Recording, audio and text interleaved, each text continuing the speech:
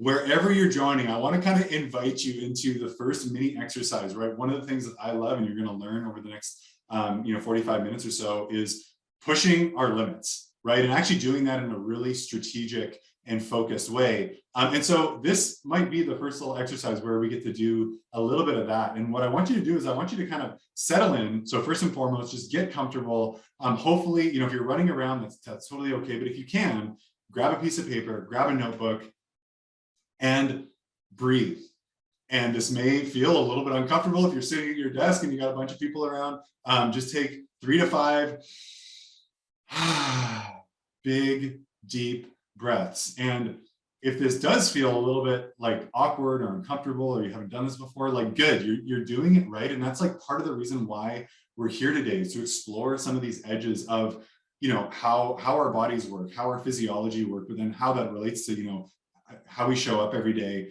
Breathing, as it turns out, is this incredible tool that we have, and it helps us transition. For me, coming out of a bunch of meetings and now, feeling like I want to be on and facilitate this time, that breath helps me transition. It'll help us all really transition. So take those long breaths. It's okay if you make some noise. And I'm grateful for you for being courageous and kind of doing that for yourself wherever you are. This second thing I want to do, if you grab that notebook, I want you to just think about, like, with all the stuff going on in life right now, what is just one thing that you're grateful for? Like, how can you get out of the chaos, the stress, the anxiety, and just be like truly grateful for one thing in your life today? And like literally take 5 seconds, write that thing down. It doesn't take a lot of work, but it is so important. A couple things that I want you to think about doing, it doesn't have to be right now, but over the rest of the day, at the end of the day, I want you to think about one place in your life today that you showed up and you were like at your best, right? You were playing to your strengths. You were really proud of yourself. Maybe you realized you had some really big impact.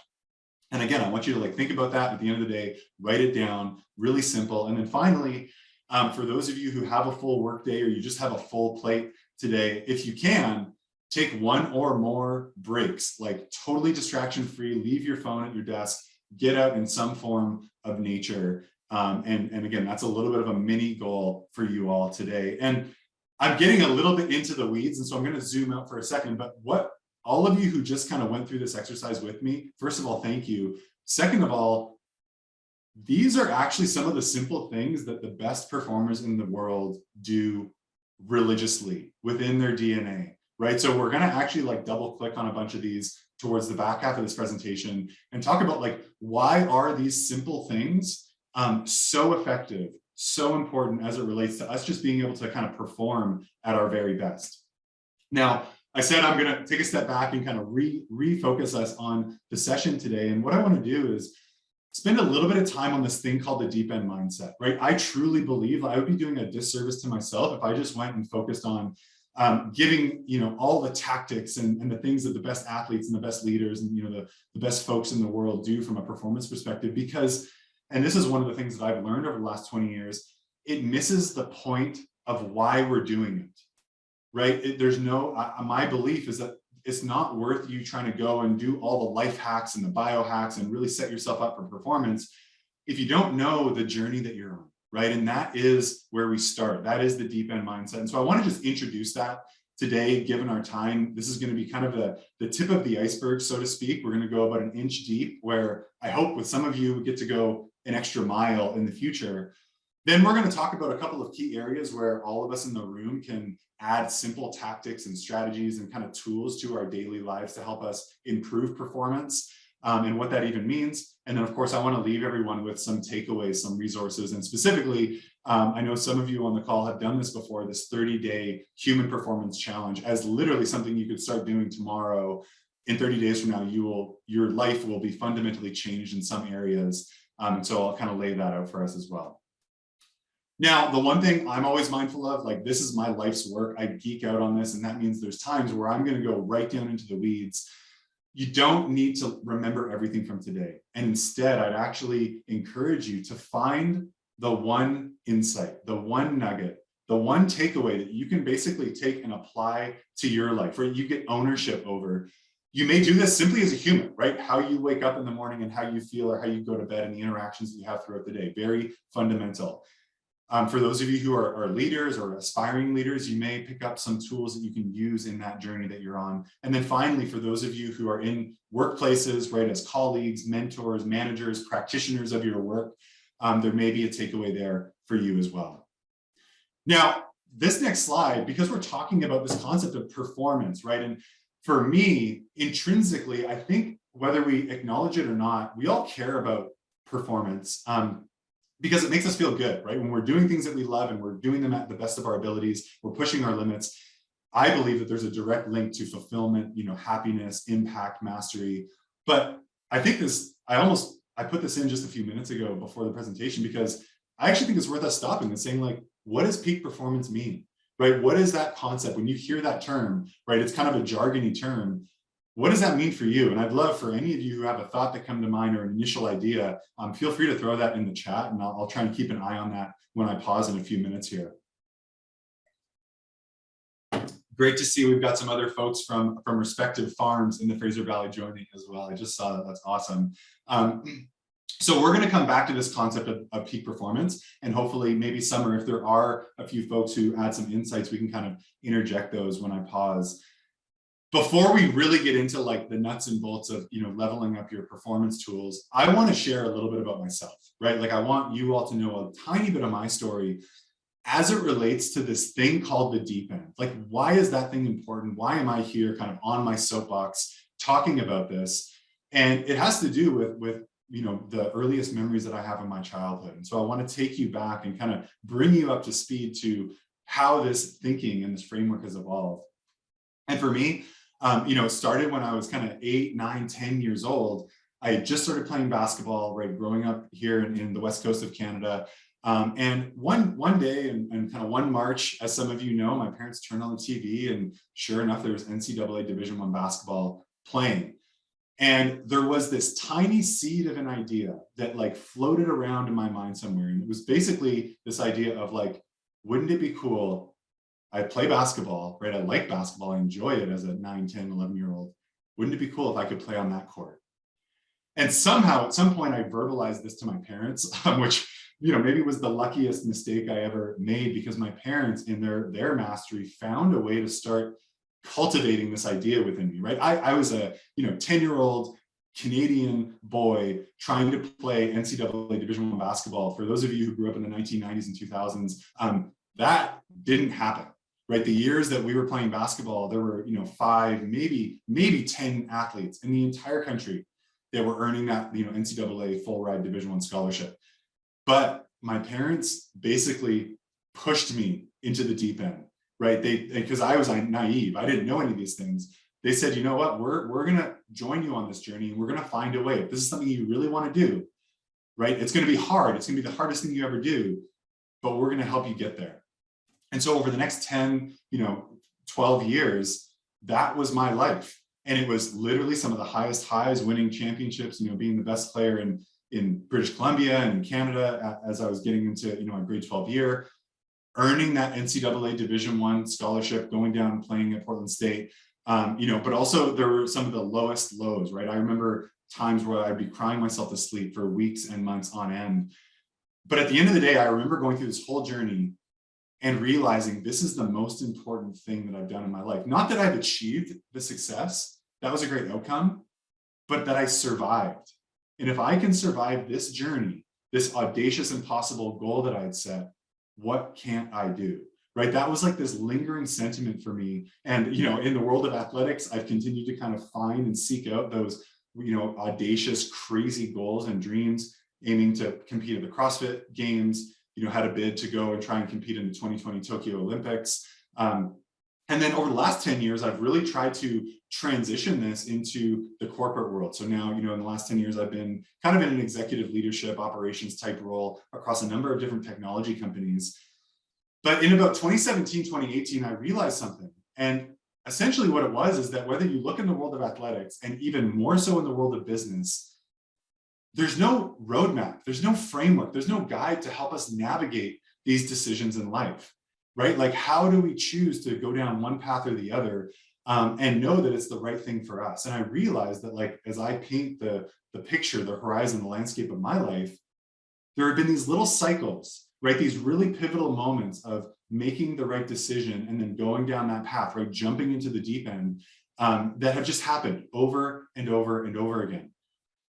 But I didn't know what that was called. I didn't have any language for it. And that became, like what I like to think of as my magnificent obsession. It's a quote from C.T. Fletcher, like this thing that I could not get out of my head. And so for the last, probably almost 7 years now, I literally just like am writing and drawing and trying to understand what is the language, what are the concepts, and what is the framework that we can use to make sure that we make the best decisions for who we are, today, where we've come from, and where we want to go in the future. And, these are just like a bunch of samplings of like the iterations that have gone on, probably thousands of pieces of paper. Because what I realized is as I tried to simplify this in my own head so I could just have peace with it and closure, it actually is a really simple equation. And what I've realized is that all of us are somewhere on this roadmap of escaping the comfort zone, climbing the high dive, surviving in the deep end, or pausing to reflect and grow and learn, right? Every experience in my life, every book that I've read of great leaders and people who are pushing their limits, they're escaping the comfort zone, climbing the high dive, surviving the deep end, and pausing to grow and reflect. And as I started to like refine this and really gain ownership over this for myself, I started to share it with others and realize that, this is a language and it's essentially a roadmap that can be extended to a lot of other people's lives and their journeys. And, I've now kind of given these presentations around the deep end mindset and the roadmap to, grade 3s and 4s and 5s, all the way up to, executives and businesses, the top 400 leaders at Lululemon here years ago. And this is what I've realized is the starting point for me, right? We all need to be equipped with the language, the tools, and like the ability to navigate so that we can make the right decisions in our life that even will make it worth it for us to focus on peak performance. And so I wanted to provide a bit of context of like, the deep end mindset. It's really the foundational framework that allows us all to use this language to navigate the chapters of life. And the Human Performance Lab is all about being at your best when you're in the deep end, striving after that thing that you really care about. Why is that important for today? Well, it's because we're all on this journey, right? We all are navigating our own highs and lows and audacious goals that scare us, but also excite us at the same time. And then those moments where we're in it, right? And you may, as you look at this roadmap, you may immediately gravitate towards, oh, I feel like I've been in the comfort zone for a while, or I'm too afraid to climb the high dive towards that thing, or I am struggling, like I am full on, I'm in the deep end, and I don't know if I can survive, but I also don't want to be anywhere else, right? And so through this presentation, I want you all to think about where do you show up? Where are you right now? And where have you had other meaningful experiences in your life as it relates to other areas of this roadmap? Now, today we're not going to go into like a bunch of detail here on the deep end mindset, but I do want to call out a couple areas. And the first question is why? And just to pause for one point, like I call it the deep end. That language resonates for me because it scares the heck out of me. But you can call it whatever you need to, the unknown, outside of your comfort zone, the arena, right? The Marcus Aurelius, like in the arena. It's all the same stuff. And I want to use a little clip from Steve Jobs, who does this like beautiful way of articulating why finding the deep end is so important. You should be able to hear this coming up. People say you have to have a lot of passion for what you're doing, and it's totally true. And the reason is because it's so hard that if you don't, any rational person would give up. It's really hard, and you have to do it over a sustained period of time. So if you don't love it, if you're not having fun doing it and you don't really love it, you're going to give up. And that's what happens to most people, actually. If you really look at the ones that ended up being successful, unquote, in the eyes of society and the ones that didn't, oftentimes it's the ones that are successful loved what they did so they could persevere when it got really tough. So that little quote right there, like I get goosebumps every time I listen to that, because we now get to see the legacy that Steve Jobs left behind as a leader and a believer in his purpose and his cause for so many years, for decades. What he's describing in there is everything around how we as humans find those places of purpose, passion, but then the reason why, right? When you air quotes, if you look at the people that are so-called successful in the world, my interpretation is he's saying that's a consequence. That's a consequence of finding the sweet spot in life where you're working at your best, you're overcoming the greatest adversities that otherwise will make everyone else fail, will break everyone else. That's the beauty of the deep end. That's the beauty of a life well lived. And so when I think about this space, right, for all of us that we get to navigate towards in life, the reasons why you should care, why you should want to jump, climb that high dive and jump, is because this is where you'll experience the greatest, flow states, the greatest moments of presence and peak performance. I believe that those moments are directly connected to purpose, fulfillment, impact, mastery, long-term, having a big impact with your life. And of course, on the other side of the screen, the other question is like, how do you get there? And what are the ingredients? And that's a little bit of what I'm going to spend probably the next 5 or 10 minutes talking about, so that for all of you in your lives, you have a couple of questions, right? A couple of ways that you can navigate towards the big, audacious, deep ends or goals or dreams that will help you realize all of these really valuable, amazing experiences in life. But at the end of the day, like, I want to also make this very simple. My belief is that if you are willing to summon the courage within yourself to escape the comfort zone, find a goal, climb up the high dive, redefine your relationship with fear and jump in and just go for it, you've won. You have won the game of life. And if you can do that multiple times, you can repeat that cycle. That's really all that there is to this equation. And so the goal, the outcome is really for all of us to spend as much time as possible in the deep end, pursuing those goals. What we're not going to talk about today is this whole part of the roadmap, which is the pause, right? And that's really where we get to course correct and we get to learn from our previous, exposures and kind of suffering and surviving in the deep end, so that the next goal and the next climb to the high dive that we do is more directionally correct, right? We can go longer, go further.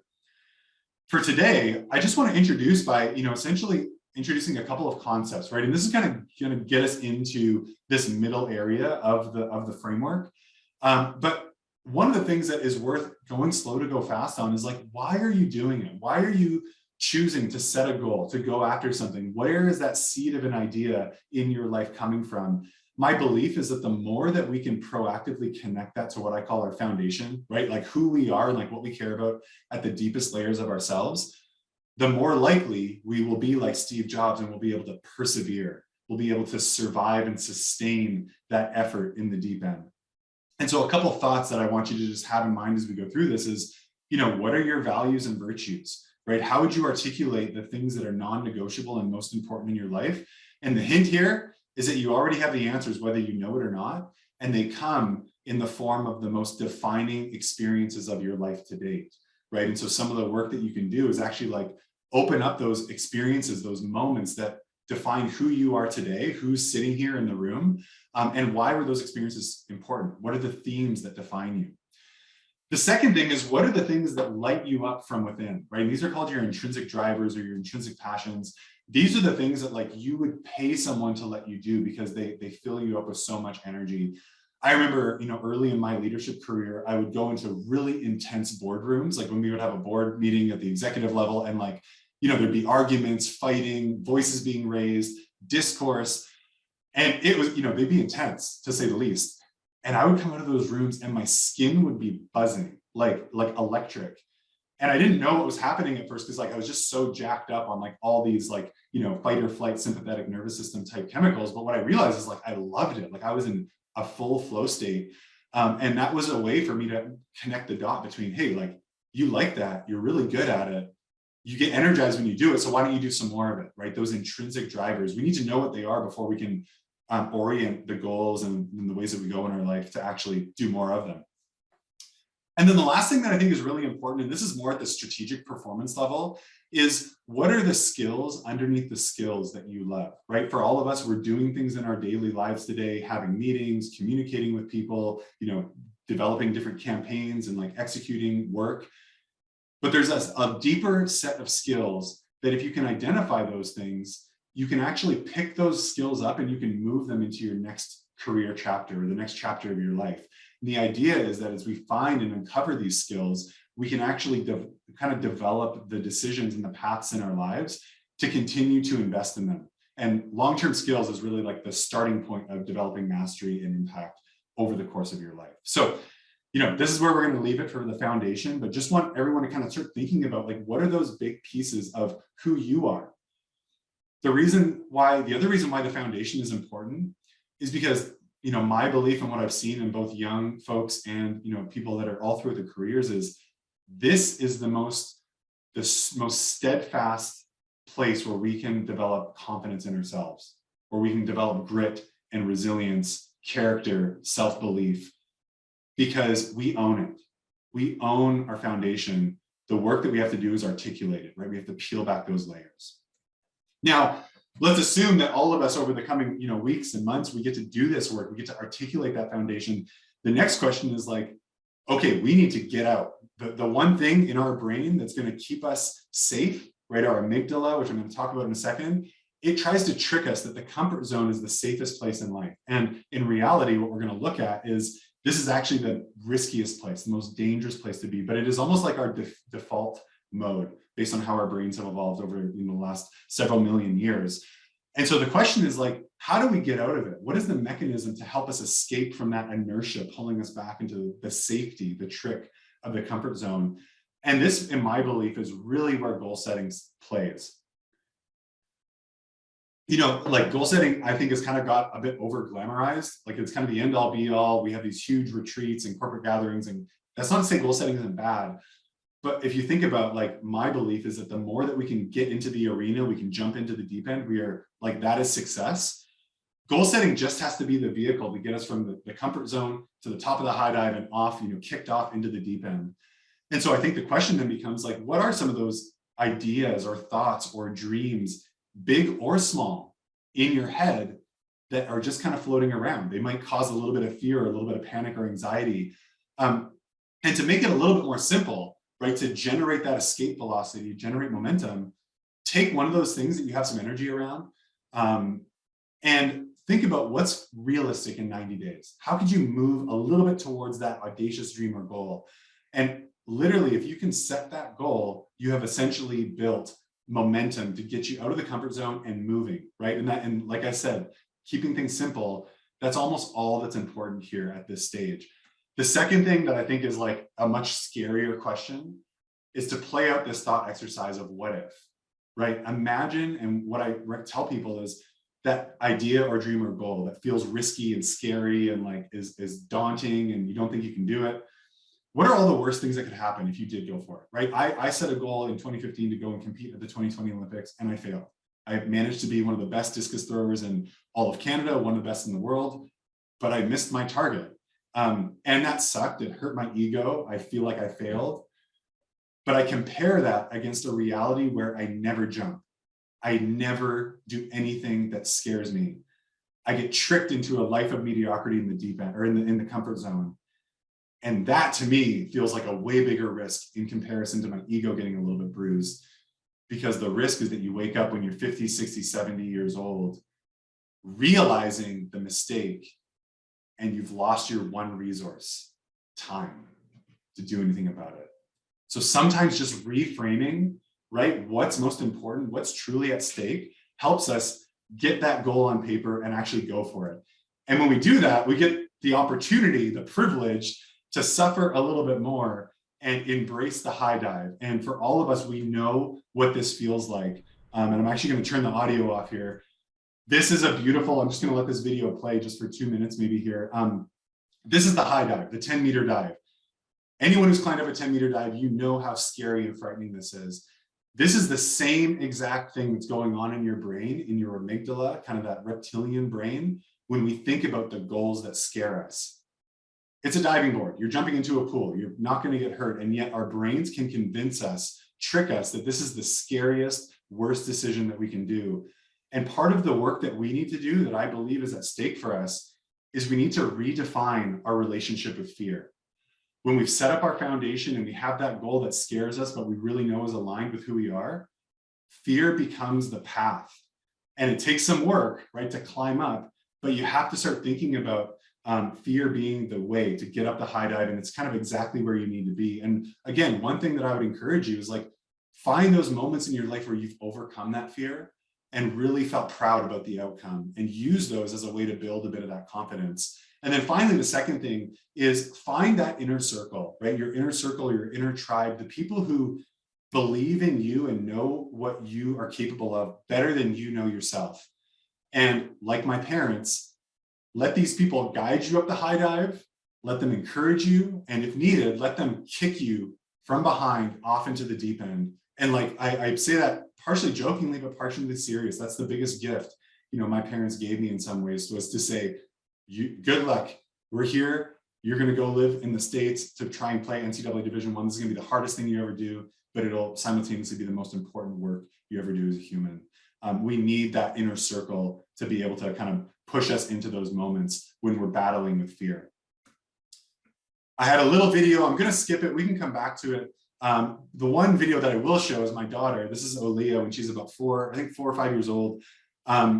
She's jumping into like, I think like maybe 9-degree water or something. So really cold. And she was freaked out, right? But the idea, the reason why this video is so powerful, you see her body language, right? She's on the 10-meter high dive. She is redefining her relationship with fear in this moment. The point is that this is part of that archetype. We all feel it. We all experience it. We all go through these same stages. So whether you are going through this yourself or whether you see a colleague, a peer, someone in your life going through this, there's an opportunity to have conversations about redefining that relationship to help us get into the deep end. Okay, so we've got there, we've made it, right? And now the question, like we've got the buy-in, the ante, and it will be worth it for us to like think about how can we make sure that we can survive? Like this literally, and keeping with the analogy, this is literally keeping your head above water so that you can just swim and stay in the deep end as long as possible. And for any of you who have gone through, you know, decades of chasing a goal or even years, you'll know that there is this battle, this daily war of attrition to just get up and try and keep doing the work. Peak performance strategies and energy management is all about giving you the best chance of success to simply survive, right? And so that's where I want to spend kind of the last 15 minutes here with everyone, because this is the exciting work. And it's also not rocket science. And kind of spoiler alert for any of you hoping for that, like, you know, magic pill or the one tip. That's not how it works, right? And I'll show you in a second. There's 3 areas of peak performance that I think are really important, right? So building your plan, having that ramp up plan. These are things that, again, you look at the best performers in the world, they all do. You read any books, watch any documentaries, you'll see these show up. Again, that archetypal kind of framework for peak performance. Managing your energy, right? Surviving, and then priming, right? And you see like Olympic weightlifters as they're getting ready for that moment, you can see in their eyes, right? They almost go to a different world. And that's that like priming or steeling yourself for performance. Today, we're going to just focus on number 2. And again, like I mentioned at the beginning, it's really for the reason that this is the most where you can realize the biggest upside immediately. And what I mean by that is like these things are simple, and in their simplicity is almost like the fallacy or like the paradox in some ways, is that because they're simple, we all overlook them. And because consistency, doing them every day, is hard, we say, you know what, this is not worth it. I'm going to go do the bigger, shinier things. We are terrible at humans at understanding the impact of exponential growth over time. You see this in business and the technology world kind of being referenced. This is a thought exercise around like, okay, if you were to do the right things every day for a long period of time, what does compounded exponential growth look like? And a really simple thought exercise is like, if you took a white piece of paper, you know, 8 by 11, folded it over on itself 42 times, how long do you think that paper would be, right? Just 42 folds. So the answer is it would end up touching the Earth and the moon. And you can go Google this afterwards. Like this is the law of exponential growth. That our brains just do not do a good job of computing. And that's part of the secret in some of these performance, peak performance tactics and tools that I want to share today is like, you won't get the benefits of meditating if you meditate 1 hour a week for 2 weeks or 5 minutes a day for 5 days. But for those of you who are willing to stick with it for a year or for 30 days or 60 days or 90 days, your lives will change. And that's the value of simple, small, consistent, compounded over time. And so I'm just going to touch on a couple of big, go ahead, Summer, jump in. I'll pause here and then kind of take us through the end. Sorry. No worries. I was just going to jump in with a couple of the questions that have awesome been in the chat. So the first one is, how do you manage the stress of being in the deep end and staying in the deep end? Yeah, that's such a great, so that's probably a perfect segue. I won't dive right in yet, but this energy management component, that's really what it's about, right? Is like this, the stress is a good thing, right? That's the other comment is like, we want stress. We grow, you look at weightlifters, they grow under stress. But we need to be able to manage it and navigate it. And so part of peak performance, when we're really in it, when we're going, in the arena, in the deep end, is just sustaining the energy and being able to understand what those stress responses are, right? That education of like, what's going on in my body when I get that like panic, fight or flight moment before a presentation, and what are the strategies that I can deploy to help bring that back down. So like, I think this will be a perfect segment for that. But before I jump back in, Summer, was there another question or two? Yes, the last one is how long is the typical length of somebody going through this entire life cycle framework? Yeah, Like, that's such that's a really month cool, or years or. That's a great, I love that question. And I think maybe just to pause, like, I think the time frame can actually be extremely short. And then of course it can be really long, and like we want it to be long, and kind of everything in between. But I think the design and the intention through which we are going into these moments is the most important. So for example, like there are times in my life where I've gone into a CrossFit workout or a really intense, like I do open water ice swimming right now, and I'm in the water or I'm in a CrossFit workout for 20, 30, 40 minutes.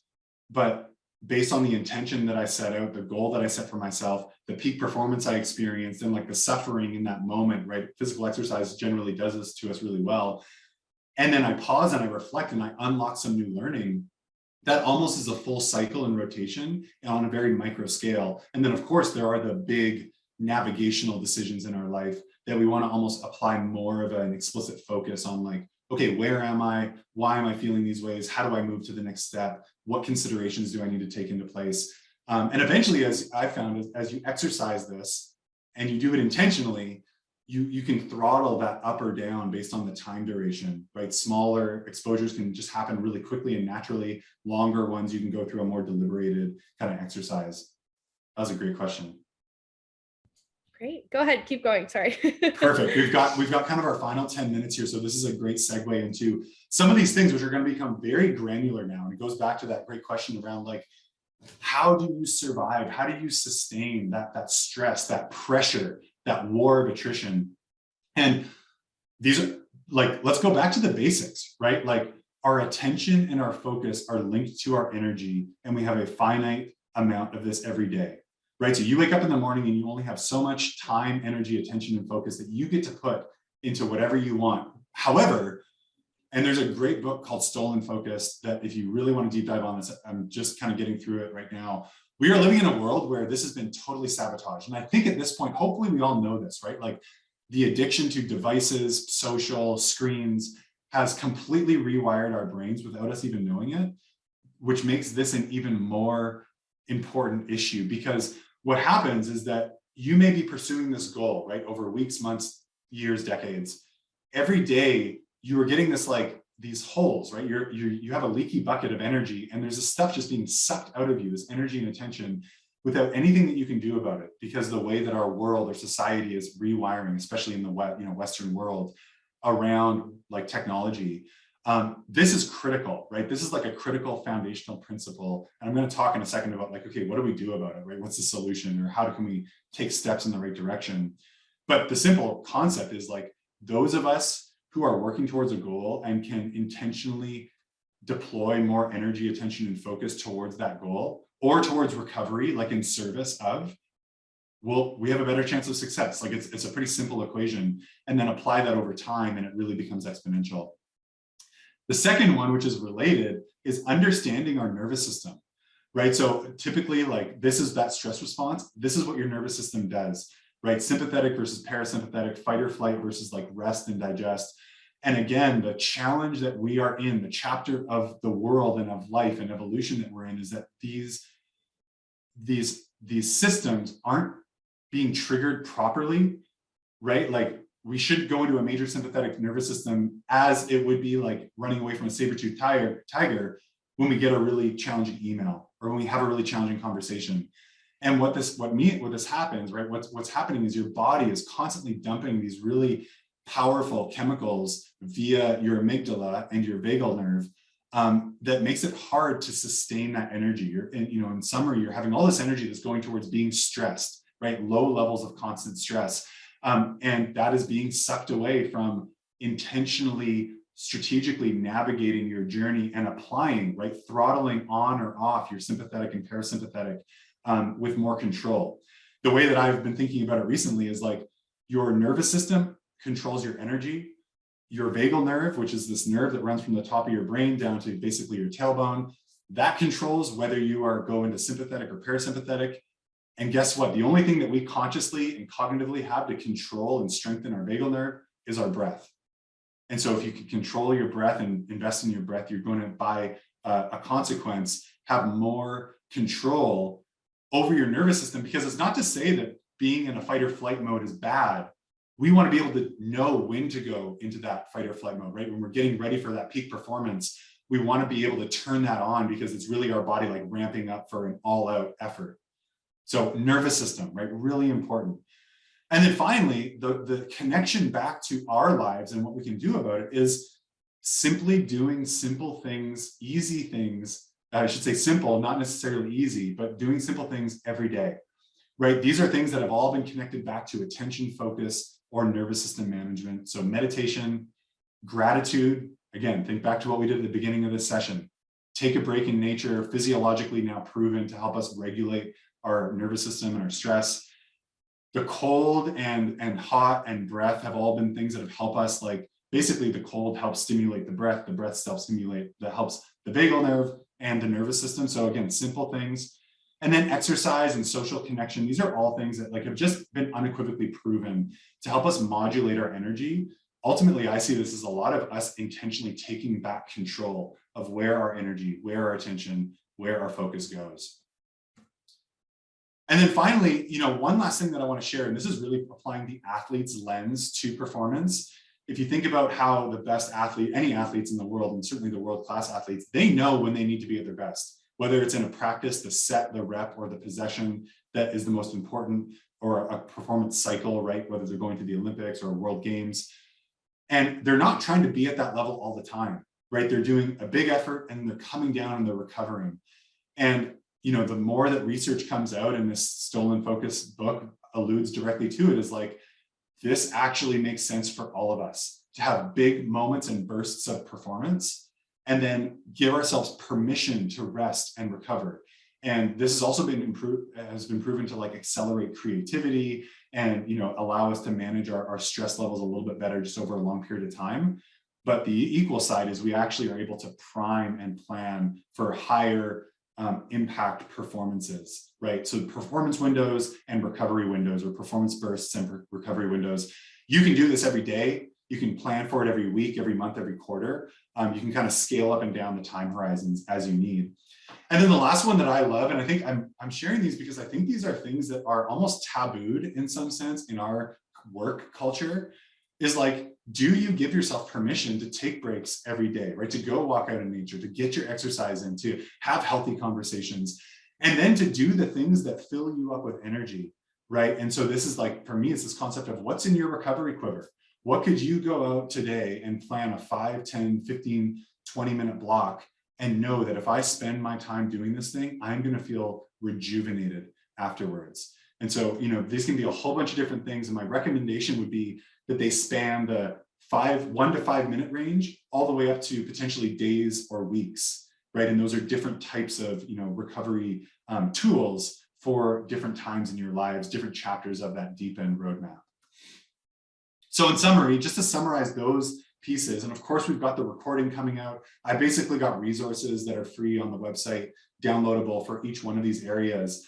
But, start by performing that life audit. Like, where is your attention and focus getting sucked? And you may really have to like pay attention to this, because it could be like you're checking your phone every 5 minutes. First thing that you do in the morning, do you grab for your phone? That is attention and focus being sabotaged and sucked away from things that may be more fulfilling in your life, likely are, right? Observe your nervous system. What are the cycles of fight, stress, flight, and rest recovery? Do you have control over those? Build that simple, daily, repeatable practicable rituals, right? Peak performance rituals. Doesn't have to be rocket science, but it needs to be consistent every single day. And then think about the next week and the next month of your life, and like, where are the moments where you want to be at your best? And why don't you plan to like ramp up and have a great burst of energy followed by a really intentional recovery? And then finally, think about what are those things in your recovery quota from 1 minute to 1 month, maybe. Another thing that we're not going to touch on today, but for all of you here, I want to just give you the permission to say, like, if you've gone through big, amazing journeys in your life, exposures and trips to the deep end, don't forget to pause after. The growth in our lives doesn't happen in the deep end. We are working too hard. We are too stressed, right? We are pushing the limits. The growth, just like that weightlifter, happens when we intentionally pause, recover, reflect, and peel back the layers. And so with my last kind of 90 seconds or so, I want to tee us up with, and this will come as an email afterwards. The first thing is this invitation for you to join, me on a 30-day deep end, our peak performance mindset challenge. Pretty simple steps, right? Establish your foundation. There's a workbook for this. Set a goal, right? Escape the comfort zone. Find that daily ritual. Shouldn't be more than 5, 10, maybe 15 minutes. If you're going to do this, I would make it mandatory to journal every day, because that is where you'll get these really incredible growth and moments of insights. I've given this presentation to probably about 1,500 people at this point. The number of people that have actually committed to 30 days straight, I can pretty much still count almost on my hands. That's how hard this is to actually do in the world that we live in and all the noise going on. A couple of you may be in this room today, of which I'm like incredibly inspired and grateful for. If you choose to go on this journey, I would love to know, right? I would love to be there to support you as part of that inner circle, right? And so with that, I want to say a huge thank you. I hope that you found that one takeaway, that one nugget. You can get a hold of me any which way, like, website, email, call me directly. There's a ton of resources on the website that, go from workbooks through to a whole bunch of downloaded content. The last thing that I'd love to say before I turn it over to Summer for some Q&A is, this is the work that I love to do. And the best way to do it is like live, in-person, really deep dive kind of workshop sessions. So I'm always excited to find communities and groups and teams that really want to like peel back the layers and go a little bit deeper on the deep end mindset. And then of course, the Human Performance Lab is all about looking at those folks who are like really want to push the limits. And so if that piques your interest and maybe scares you a little bit, I would love to hear from you